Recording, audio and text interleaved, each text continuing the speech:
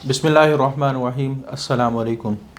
Dear student, आज का जो हमारा टॉपिक है उसमें हमने जो लास्ट लेक्चर में कॉन्सेप्ट डिस्कस किया था कि व्हाट इज़ जीन, कि जीन्स का कॉन्सेप्ट इस वक्त क्या है कि gene is the part of DNA है जिसमें स्पेसिफिक सीक्वेंस ऑफ न्यूक्लियोटाइड है। सेल क्या करता है, उस स्पेसिफिक सीक्वेंस ऑफ न्यूक्लियोटाइड को specific sequence of amino acid की शक्ल में ट्रांसलेट करता है। जब specific sequence of amino acid बन जाती है तो उससे स्पेशल प्रोटीन बनती है। स्पेशल प्रोटीन से काफ़ी सारी प्रोटीन डायरेक्टली भी एक्शन परफॉर्म कर सकती हैं, लेकिन काफ़ी सारी प्रोटीन ऐसी हैं जो इंजाइम्स बना के अपना काम करती हैं। जब इंजाइम्स बनते हैं तो इससे केमिकल रिएक्शंस होते हैं। केमिकल रिएक्शन से ऐसे कंपाउंड्स बनते हैं जो बॉडी के फंक्शन और स्ट्रक्चर को परफॉर्म करने के लिए ज़रूरी होते हैं। अब जब बॉडी के अंदर सही फंक्शन और स्ट्रक्चर काम करेंगे तो ऑटोमेटिकली ऑर्गेनिज्म की करैक्टरिस्टिक डेवलप होंगी। तो ये जो सीक्वेंस है सारी कि जीन का जो हमारे पास कॉन्सेप्ट है ये किस तरह डेवलप हुआ है, उसके बारे में हमने एक कंट्रीब्यूशन डिस्कस किया था आर्चीबाल्ड गैरेड एंड विलियम बैटसन। तो उस उन्होंने जो ऑब्जर्वेशंस की थी, ऑब्जर्वेशन की बिहाफ पे कुछ रिज़ल्ट निकाले थे। वो रिज़ल्ट क्या थे कि हेरिडिटी इन्फॉर्मेशन से एंजाइम बनते हैं और एंजाइम से करैक्टरिस्टिक बनती है। अगर हेरिडिटी इन्फॉर्मेशन ख़राब हो जाए तो एंजाइम की डेफिशिएंसी होगी, डेफिशिएंसी से करैक्टरिस्टिक ख़राब हो जाएंगी और करैक्टरिस्टिक के ख़राब होने को हमने कहा था कि ये डिजीज़ है। तो ये जो हाइपोथेसिस है कि जो हेरिडिटी इन्फॉर्मेशन है ये अपना काम एंजाइम बना के करती है, पहले चूँकि उन्होंने ऑब्जर्वेशन की बुनियाद पे ये बात की थी, इस वजह से इसको हम हाइपोथेसिस कहेंगे। तो DNA information act by specifying enzymes, कि डीएनए की इंफॉर्मेशन काम एंजाइम बना के करती है। This point was not actually establish. इस पॉइंट के बारे में क्लियर कट एविडेंस हमें नहीं मिली अनटिल 1944 तक। फिर दो साइंटिस्ट आए जिनको हम कहते हैं जॉर्ज बीडल और एडवर्ड टैटम। उन्होंने 1944 के अंदर एक प्रॉपर सीरीज़ ऑफ एक्सपेरिमेंट किए। उसके बाद फिर जो स्टैनफोर्ड यूनिवर्सिटी के रिसर्चर थे उसके बाद हमें क्लियर कट एविडेंस मिली। तो इनके एक्सपेरिमेंट का रिज़ल्ट क्या हुआ कि प्रोवाइड डेफिनिट एविडेंस, कि उन्होंने एक प्रॉपर सबूत दिया कि ये बात ठीक है कि डीएनए हमेशा एंजाइम के ज़रिए से काम करता है। और दूसरा उन्होंने क्या किया, इस डीएनए के अंदर कुछ चेंजेस लेकर आए, उन चेंजेस को हम म्यूटेशंस कहते हैं, और फिर उनका इफ़ेक्ट चेक किया ऑर्गेनिज्म के ऊपर। अब उन्होंने एक्सपेरिमेंट को किस तरह परफॉर्म किया और उससे कैसे रिजल्ट निकाले उसको हम डिस्कस कर लेते हैं। तो ये तो सारे ऑब्जेक्टिव और एमसीक्यूज़ के लिहाज से इम्पॉर्टेंट है जी। एक्सपेरिमेंट की अगर हम बात करें, इन्होंने सबसे पहले एक न्यूरोस्पोर है जो फंजाई कैटेगरी से बिलोंग करता है, ये फंगस है और इसका कॉमन नेम पिंक मोल्ड है। इसको कॉमनली हम पिंक मोल्ड भी कहते हैं। तो सबसे पहले एक्सरेज के बारे में कहा जाता है कि ये म्यूटेंट इफेक्ट रखती हैं, म्यूटाजेनिक हैं, कि ये अगर डीएनए के मालिक्यूल के ऊपर इनको बम्बार्ड किया जाए तो डीएनए के मालिक्यूल के अंदर चेंजेस आ सकती हैं, डैमेज हो सकते हैं। तो सबसे पहले इन्होंने क्या किया, अपने एक्सपेरिमेंट में जो न्यूरोस्पोरा है उसके स्पोर्स, पहले तो आपने याद रखना है कि जो फंजाई के स्पोर्स हैं ये जर्मिनेट होके फंजाई बनाते हैं। ये जस्ट लाइक ए सीड काम करते हैं। ये क्या, just like a seed of plant काम करते हैं। तो स्पोर्स की जर्मिनेशन से फंजाई बनते हैं, फंजाई जब रिप्रोडक्शन करते हैं उससे स्पोर्स बनाते हैं, स्पोर्स से फिर आगे फंजाई बनते हैं। तो इस तरह लाइफ साइकिल इनका चलता रहता है। उन्होंने क्या किया, सबसे पहले विल टाइप जो नेचुरल कैटेगरी है ऑर्गेनिज्म की वो विल टाइप कहलाती है, और उसके स्पोर्स और उसके ऊपर एक्सरेज की बम्बार्डमेंट की। अच्छा, उन्होंने ये काम क्यों किया, वो डीएनए को ख़राब करना चाहते थे। डीएनए ख़राब हो जिसकी वजह से डीएनए में जो चेंजेस आएंगे उनकी वजह से ऑर्गेनिज्म के ऊपर क्या इफ़ेक्ट होगा, वो इफ़ेक्ट चेक करना चाहते थे। तो उन्होंने सबसे पहले न्यूरोस्पोरा के स्पोर को एक्सरेज के सामने वो लेके आए, और फिर उनकी तवक्को ये थी, एक्सरेज डालने का मकसद ये था कि spore would damage in the region of DNA, कि स्पोर्स के अंदर जो डीएनए मौजूद है, स्पोर बेसिकली सेल ही होते हैं, स्पोर्स के अंदर जो डीएनए मौजूद है तो उस रीजन के अंदर चेंज आए जो ऐसे कंपाउंड बनाने के लिए ज़रूरी था जो नॉर्मल ग्रोथ के लिए ज़रूरी है। यानी डीएनए का वो पोर्शन, सपोज मैं कहता हूँ कि ये डीएनए है, इसके इस रीजन से एक ऐसा कंपाउंड बनता है ए जो ग्रोथ के लिए ज़रूरी हो। अगर ये रीजन ख़राब हो जाए तो ए ख़राब नहीं हो गया और ग्रोथ नहीं हो गया, ऑर्गेनिज्म की डेथ हो जाएगी। तो उनको तवक्को ये थी कि जो हम एक्सरेज की बम्बार्डमेंट कर रहे हैं उस बम्बार्डमेंट का फ़ायदा ये होगा कि इन स्पोर्स के डीएनए के अंदर ऐसी चेंजेस आएंगी, डीएनए ऐसे रीजन में ख़राब होगा जो ऐसे कंपाउंड बनाने का कोड रखता है, इंफॉर्मेशन रखता है जो नॉर्मल ग्रोथ के लिए ज़रूरी है। ये भी उनकी तवक्को थी कि शायद ये हुआ होगा, उनको कंफर्म नहीं था कि हुआ है या नहीं हुआ। अब बाई चांस अब आगे दो टर्म हम इस्तेमाल करते हैं कि जो डीएनए चेंजेस हैं जिसकी वजह से इंफॉर्मेशन बदल जाती है, उन चेंजेस को म्यूटेशन कह देते हैं। अच्छा, म्यूटेशन आमतौर पर अक्सर स्टूडेंट ये समझ रहे होते हैं कि म्यूटेशंस का मतलब ये है कि हमेशा ऑर्गेनिज़म बीमार ही होगा, हालांकि ये नहीं है। यहाँ थोड़ा सा कॉन्सेप्ट अपना क्लियर कर लें कि म्यूटेशन हमारे पास दोनों, म्यूटेशन का लफ्ज़ी मतलब है चेंज होना, और चेंज पॉजिटिव भी हो सकती है, चेंज नेगेटिव भी हो सकती है। जैसे with the passage of time जो ऑर्गेनिज़म है उनके अंदर म्यूटेशन जो हो रही है, बाज़ दफ़ा ऑर्गेनिज़म वो म्यूटेशन कर लेता है जिससे एनवायरनमेंट में सर्वाइवल तो बेहतर हो जाता है, इसको हम कहते हैं पॉजिटिव म्यूटेशन होगी। लेकिन ज़्यादातर हम इसको नेगेटिव सेंस में लेते हैं कि म्यूटेशंस जब भी होगी ऑर्गेनिज़म के अंदर उससे बीमारी होगी, कि ज़ाहिर बात है इंफॉर्मेशन ख़राब होगी, इंफॉर्मेशन से आगे करैक्टरिस्टिक ख़राब हो जाएंगी।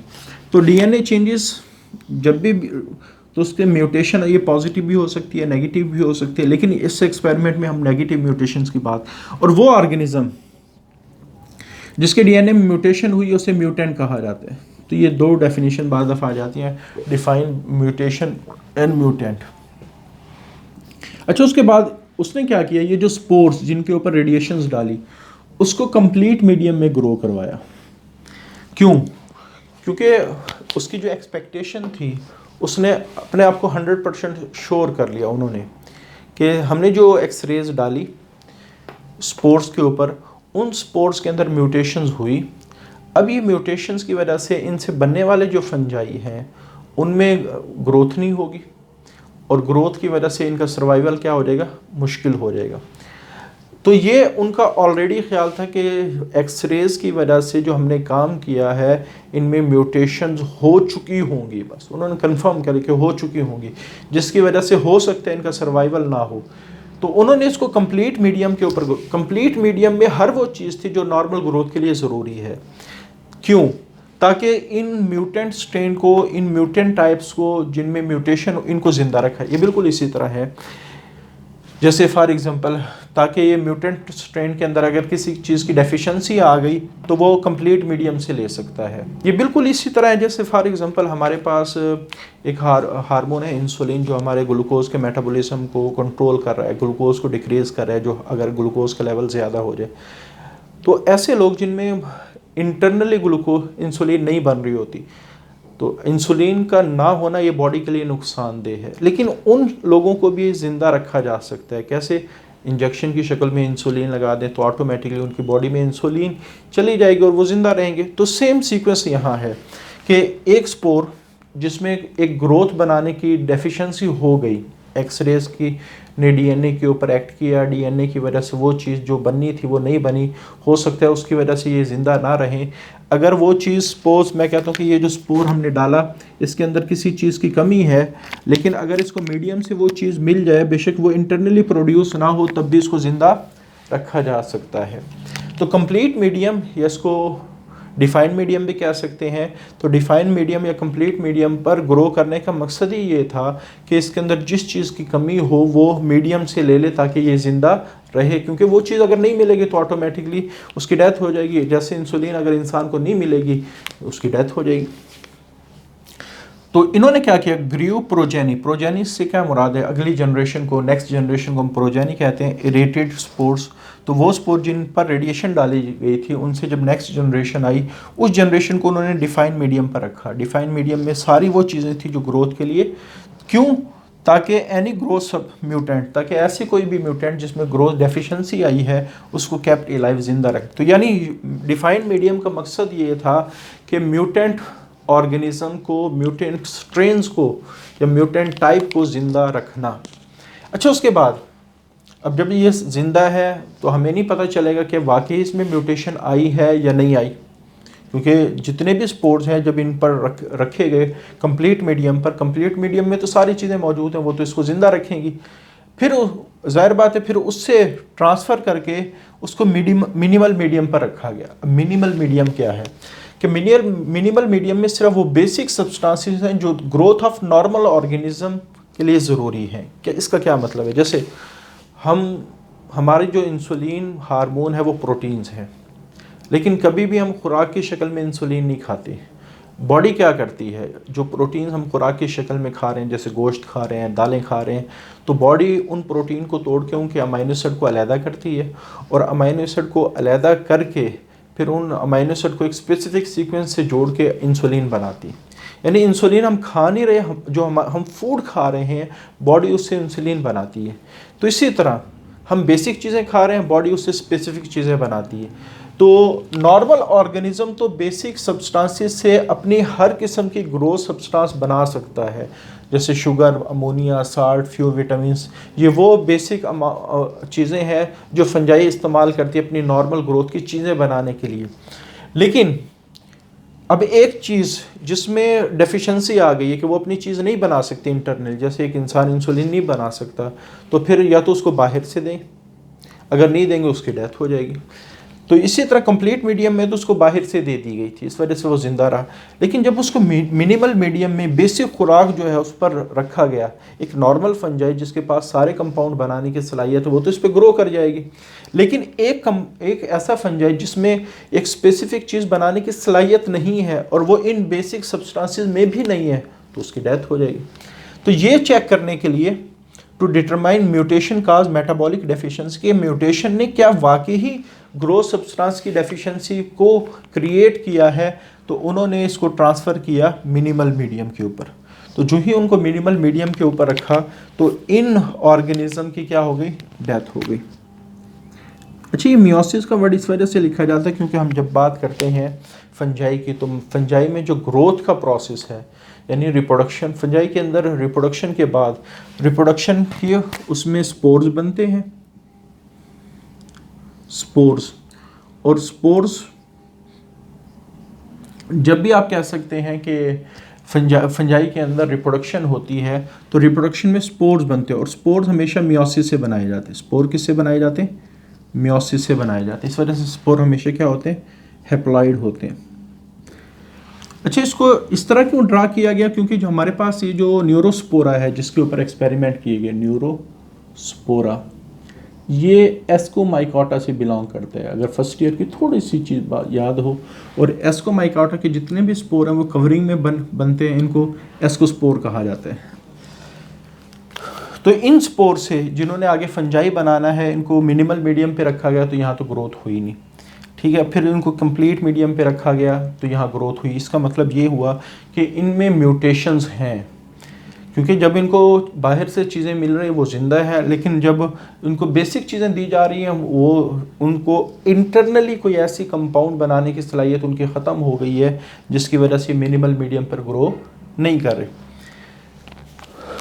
तो उन्होंने क्या किया, grow the sub culture of fungal on minimal medium. इसका रिज़ल्ट क्या निकला कि वो सेल जिनके अंदर कंपाउंड बनाने की सलाहियत ख़त्म हो गई थी, जो ग्रोथ के लिए ज़रूरी थे, would not survive on this medium. तो इसको उनको पता चल गया कि ये जो स्पोर्स हैं इनमें से किन में म्यूटेशंस हुई, किन में म्यूटेशंस नहीं हुई। तो ये उनकी सबसे बड़ी कामयाबी थी कि उन्होंने ऐसे स्पोर्स को अलहदा कर लिया जिनमें म्यूटेशन हुई, जो नॉर्मल थे उनको अलहदा कर लिया। फिर उन्होंने अब म्यूटेशंस के ऊपर रिसर्च करना शुरू किया। अभी तो हमने डिस्कस किया कि म्यूटेशंस की वजह से ग्रोथ कंपाउंड बनाने की सलाहियत ख़त्म हो गई, ग्रोथ नहीं हुई, ऑर्गेनिज्म ने सर्वाइव नहीं किया। अभी तक तो ये डिस्कस किया, लेकिन वो कौन सी चीज़ है जो ये नहीं बना रहे? तो आगे फिर उन्होंने कहा कि addition of chemical to minimal medium, के कंप्लीट मीडियम से उन्होंने फंगस के सब कल्चर लिए। कल्चर तो वो होता है जो हमने मेन इस्तेमाल किया, उससे आगे जो चीज़ें हम इस्तेमाल कर रहे हैं, उनकी जो नेक्स्ट जनरेशन इस्तेमाल कर रहे हैं, वो सब कल्चर कहलाएगा। तो इससे सब कल्चर लिए मुख्तलिफ़ किस्म के मिनिमल, ये सारे जो है ये मिनिमल मीडियम्स हैं। अब पहले तो हमने क्या किया, इसको मिनिमल मीडियम पर रखा तो उसकी क्या हो गई, डेथ हो गई। अब क्या किया, कंप्लीट मीडियम से हमने सब कल्चर लिया, इस टेस्ट ट्यूब में रखा और 1 बाय 1 हम चीज़ों को ऐड करते चले गए। हम ये चेक करना चाहते थे कि किस चीज़ की कमी की वजह से ग्रोथ नहीं हो रही, किस चीज़ की कमी की वजह से ग्रोथ नहीं हो रही। अब एक शख्स है वो बीमार हो रहा है किसी न्यूट्रिएंट की डेफिशिएंसी की वजह से, अगर हम उस शख्स को वो न्यूट्रिएंट दे दें तो उसकी बीमारी को दूर किया जा सकता है। तो सिंपल सा कॉन्सेप्ट ये है। तो इससे हमें पता अब जितने भी टेस्ट किए जाते हैं लेबॉर्ट्री में, उनका मकसद ये है कि इंसान में, जैसे फॉर एग्जांपल हम HB का टेस्ट करते हैं, HB का टेस्ट करने के बाद हमें पता चलता है कि इसके अंदर आयरन की कमी है, फिर आयरन के सप्लीमेंट दिए। तो इसी तरह आप ये समझ लें कि ये टेस्ट किए जा रहे हैं, ये पता लगाया जा रहा है कि किसके केमिकल की वजह से डेफिशिएंसी हो रही है। अगर उस केमिकल की डेफिशिएंसी को पूरा किया जाए दोबारा ग्रोथ होती। यानी ये अगर हम ये सारे मिनिमल मीडियम हैं, ये सारे क्या है, मिनिमल, तो इन पे नॉर्मली एक जो ग्रोथ डेफिशिएंट म्यूटेंट वो ग्रो नहीं करेगा। फिर उन्होंने क्या किया, इसमें सब कल्चर डाला, ये मिनिमल मीडियम में, साथ कोलिन जो नाइट्रोजीनियस बेस है उसको ऐड किया, इसमें न्यूक्लिक एसिड को ऐड किया, इनोसिटोल जो एक शुगर की टाइप है उसको ऐड किया, अमाइनो एसिड, और अमाइनो एसिड की जो बाकी कैटेगरी 20 अमाइनो एसिड्स हैं उनको ऐड किया, पायरिडॉक्सिन, नियासिन, राइबोफ्यूरिन, ये विटामिन्स हैं, इनको ऐड किया। तो जब वो एडिशन 1 बाय 1 करते रहे, 1 बाय 1 करते रहे, अब बाज़ केमिकल की एडिशन से उन ग्रोथ डेफिशिएंट स्ट्रेन ने ग्रो करना शुरू कर दिया। अच्छा, जो ही वो ग्रोथ शुरू हुई तो हमें पता चल गया कि ये जो कंपाउंड है इसकी डेफिशिएंसी हुई है। तो addition of chemical to minimal medium को, यानी आपके मिनिमल मीडियम में एडिशन ऑफ केमिकल्स का मकसद क्या था? टू फाइंड केमिकल, ताकि हम उन केमिकल को तलाश करें that would enable to a given mutant strain to grow, ताकि वो एक गिवन म्यूटेंट स्ट्रेन को ग्रो करवा सके। ठीक है, this procedure allowed to pin point, यहाँ से पता चल गया कि नेचर ऑफ बायोकेमिकल डेफिशिएंसीज के स्पोर के पास किस किस्म की बायोकेमिकल डेफिशिएंसी थी। जैसे एक स्पोर की स्ट्रेन ऐसी थी, जैसे जो ही आर्जिनिन ऐड की गई उन्होंने ग्रो करना शुरू कर दिया। यानी मिनिमल मीडियम के अंदर वो ग्रो नहीं कर रही थी, लेकिन आर्जिनिन की एडिशन से उन्होंने ग्रोथ स्टार्ट कर दी। तो इसका मतलब ये हुआ कि इनके अंदर आर्जिनिन की कमी है। उस आर्जिनिन की कमी वाले म्यूटेंट का नाम रखा गया डब्ड आर्च म्यूटेंट। यानी एक उनमें से स्ट्रेन ऐसी थी जब उसमें एडिशन ऑफ आर्जिनिन हुई तो उसकी वजह से they are permitted to grow, कि उन्होंने ग्रोथ स्टार्ट की। अच्छा, जिस वक्त डब्ड आर्च म्यूटेंट के ऊपर उन्होंने मज़ीद रिसर्च की तो उन्होंने देखा कि जो नॉर्मल क्रोमोसोम है एक फंजाई का, न्यूरोस्पोरा का, और डब्ड आर्च म्यूटेंट न्यूरोस्पोरा को उन्होंने कंपेयर किया तो उनको वाकई डिफरेंस नज़र आया कि जो डब्ड आर्च म्यूटेंट है उनके क्रोमोसोम में म्यूटेशंस थी और नॉर्मल जो क्रोमोसोम है उसमें म्यूटेशन नहीं थी। तो बेसिकली अगर हम आगे डिस्कस करेंगे, ये जो डब्ड आर्च म्यूटेंट है, जो एक नॉर्मल आप कह सकते हैं फंजाई के अंदर जो आर्जिनिन है वो क्रोमोसोम पर मौजूद इंफॉर्मेशन बनाती है। तो ये देखने में आया कि क्रोमोसोम के 3 क्लस्टर्स हैं, क्लस्टर 1, क्लस्टर 2, क्लस्टर 3। ये 3 क्लस्टर मिलके आर्जिनिन के मेटाबॉलिक पाथवे को कंप्लीट करते हैं। ठीक है, तो फिर आगे कुछ और एक्सपेरिमेंट उन्होंने किए। उस एक्सपेरिमेंट के बाद जो रिज़ल्ट निकले फिर उससे एक हाइपोथेसिस पेश किया जिसका नाम है 1 जीन 1 पॉलीपेप्टाइड। उसको हम नेक्स्ट लेक्चर में डिस्कस करेंगे। यानी ओवरऑल अगर हम बात करें ओवरऑल, तो इसका मतलब ये हुआ कि डीएनए में इंफॉर्मेशन स्टोर, ये जो बात हमने स्टार्ट की था ना कि DNA information act by specifying enzymes, अभी तक ये बात पता चल गई है कि डीएनए के इंफॉर्मेशन में चेंजेस आने से जो म्यूटेशंस होती हैं वो म्यूटेशंस ज़ाहिर बात है ऐसे कंपाउंड्स बनाने की एबिलिटी को ख़त्म कर देती हैं जो ग्रोथ के लिए ज़रूरी है। तो इसका मतलब ये हुआ कि डीएनए की इंफॉर्मेशन में चेंजेस से करैक्टरिस्टिक ख़राब होती हैं और करैक्टरिस्टिक के ख़राब होने को हम क्या कहते हैं, डिजीज़ कहते हैं। तो यहाँ से एक बहुत बड़ी सॉलिड एविडेंस निकली कि mutation in DNA cause disease, वो डिजीज़ काज करती हैं। अब वन जीन वन पॉलीपेप्टाइड वाला जो टॉपिक है उसमें हम देखेंगे, जो इन्होंने मज़ीद एक्सपेरिमेंट किए कि ये जो डीएनए के चेंजेस हैं ये डिज़ीज़ कैसे काज कर रही हैं। वैसे तो यानी हमने जो उन्होंने ऑब्जर्वेशन की थी ना, आर्चिबाल्ड गैरड और विलियम बैटसन, उन्होंने कहा था कि हेरिडिटी इन्फॉर्मेशन से एंजाइम ख़राब हो जाते हैं, अगर इसमें कोई चेंजेस आए तो एंजाइम ख़राब होते हैं और एंजाइम की वजह से के ख़राब होने से क्या होती है, डिजीज़ होती है। अभी तक सिर्फ हमें यहाँ तक ये पता चल रहा है कि डीएनए के अंदर जो म्यूटेशंस हो रही हैं उससे डिजीज़ हो रही है, उससे क्या हो रही है, डिजीज़ हो रही है, ग्रोथ डेफिशिएंसी हो रही है। तो अगले एक्सपेरिमेंट में फिर हम डिस्कस करेंगे कि ये जो म्यूटेशंस हैं ये एंजाइम की डेफिशिएंसी करवा के डिजीज़ काज करती हैं, जिसको फिर उन्होंने पहले तो नाम दिया था one gene one enzyme hypothesis, बाद में वो चेंज हो गया वन जीन वन पॉलीपेप्टाइड। लेकिन आगे फिर इसको अगले लेक्चर में डिस्कस करेंगे। आज के लिए इतना ही, अल्लाह हाफिज़।